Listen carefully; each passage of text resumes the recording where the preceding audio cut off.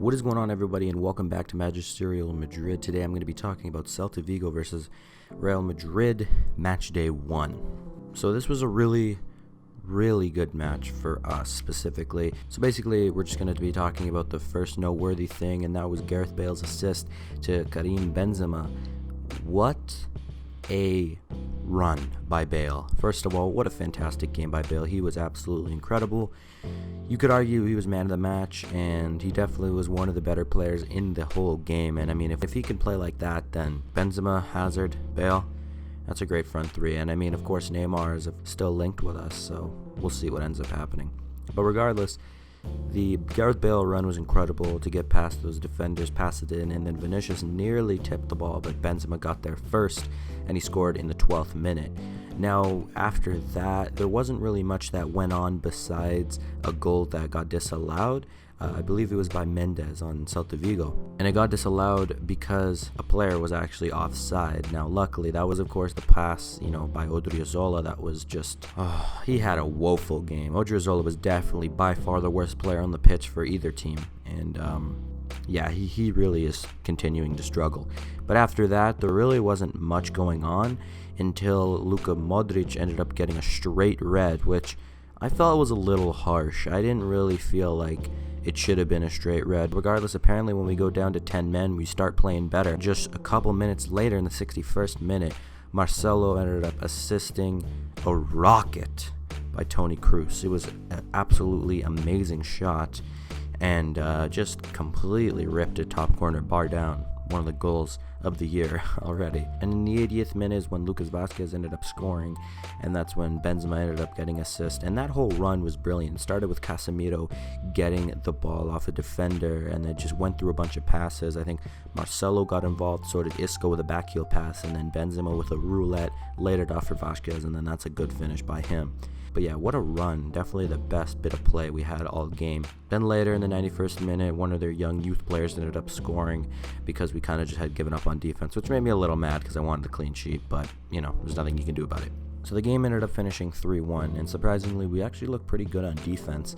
Of course, Odriozola was the only real glaring hole in our team, offensively and defensively. He just was horrible. Overall, I just think that has to be addressed at the right back, but I think that once Carvajal comes in, it'll be a little more secure. But I do think that Hakimi will overtake both of them next season when he comes back. Overall, I thought everybody played really good besides Odriozola, and Modric didn't really have the best game. I thought he was okay, and I thought that Jovic, he came on with the last 10 minutes. There wasn't really much for him to do, and other than that, I thought everybody was outstanding. I thought that Casemiro and Kroos and that double pivot were absolutely sensational, and I think I've said it on this channel before, or I may have said it on Twitter, I'm not sure, but I want a double pivot to be played with Casemiro and Kroos with a cam forward. Personally, that's what I would rather have, because I don't think we can start Kroos, Casemiro, Modric anymore. I think it's too slow, and of course that was evident in the first half. You could see we just were too stagnant, we weren't quick enough, and of course we actually got dominated on possession. I believe Celta Vigo had 56%, if I'm not mistaken. And I just think that if we run a double pivot with Kroos and Casemiro and they're in their best form with a cam, then I think that's probably our best shout in the midfield, because then we can end up rotating people like Valverde in, people like Modric in, and many different attacking midfielders as well. I thought that Toni Kroos was one of the best players on the pitch. I thought Marcelo was incredible. He wasn't bad defensively, and he was great offensively. He had, I think, 4 key passes, which actually led the whole game, which is crazy from a left back. Of course, Benzema was really good too. Bale was exquisite too. You could see on the heat map, which I love the new graphic they have in La Liga, but you could see on the heat map that he was absolutely everywhere on that right flank, and of course ended up assisting on the left flank. I thought that as soon as Isco came on, he brought on something that we were kind of missing creatively. I think that will probably be filled once Hazard is back and healthy, but until then, I think that Isco will probably get a shout at the starting lineup, at least him or James. Overall, I think that we played really well. I thought our midfield, once we got a player sent off, weirdly, we got better. I don't know why, but we did. And I thought that our midfield was good, I thought our defense was good, and I thought our offense was good. I thought it was a very well-rounded game, and we didn't look incompetent on defense, which is a really good sign. All the players look hungry, and Bale looks like Alpha Bale again, which, of course, you wouldn't like Bale when he's angry. And I mean, angry Bale is something that we want. You know, when Bale is angry and hungry, that's when he's at his best. But when he's comfortable and doesn't have any competition, that's when he starts giving lackluster performances. So we have to wait and see what, of course, ends up happening with Bale. Will he be starting week in, week out? Who knows? Is this just because Hazard isn't here? I don't know. I mean, if Bale can play like this, then he definitely should be starting. I mean, even if he isn't playing at his top form, he's still probably our best right winger, maybe bar James. Overall, I thought that Zidane's selection of the team was actually really good. The only thing I didn't like at the time was the midfield, and of course that ended up proving to be true. Everybody was complaining on Twitter about how, he's sticking with the same midfield and no new signings in the team, just a lot of complaining, of course. But of course that ended up getting corrected once Luka Modric ended up getting sent off. And I think that Zidane will see that, and hopefully he'll readjust for the next game, especially seeing that Modric will probably be banned for about 3 games. I believe that's how long a red card lasts, but we are going to try to appeal it. I do think it was a little harsh. I didn't even think it was a yellow. I thought that a yellow was probably just about right. Even that's a little harsh, but it's clearly just not that bad. And Denis Suarez hitting the ground so hard. Ridiculous. Now, when I do my next match preview, I will let you guys know on what I would do for the lineup, again, just like as I did last video. But I'm going to just say right now, I definitely think that we should be starting with a double pivot, whether Modric is available or not.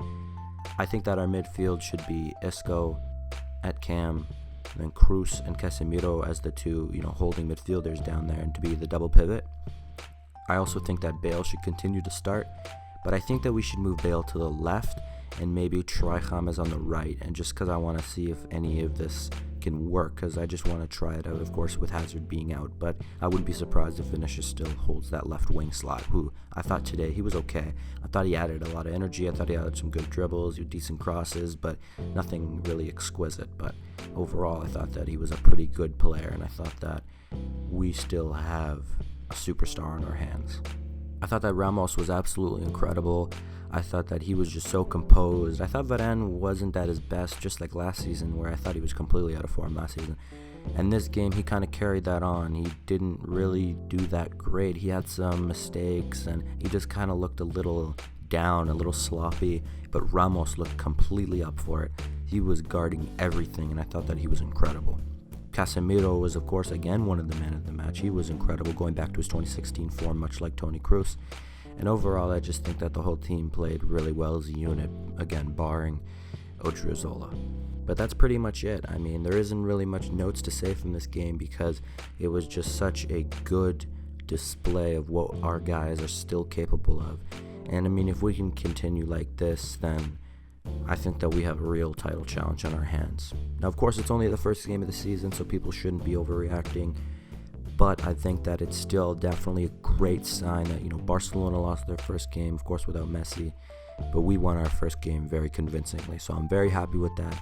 I'm excited to see where these Neymar things end up going. And reports today actually, again, added fuel to the fire. Which, let me know in the comment section down below if you guys want me to make another Neymar update video. I've made quite a bit, so I'm kind of restraining from it until something actually official happens.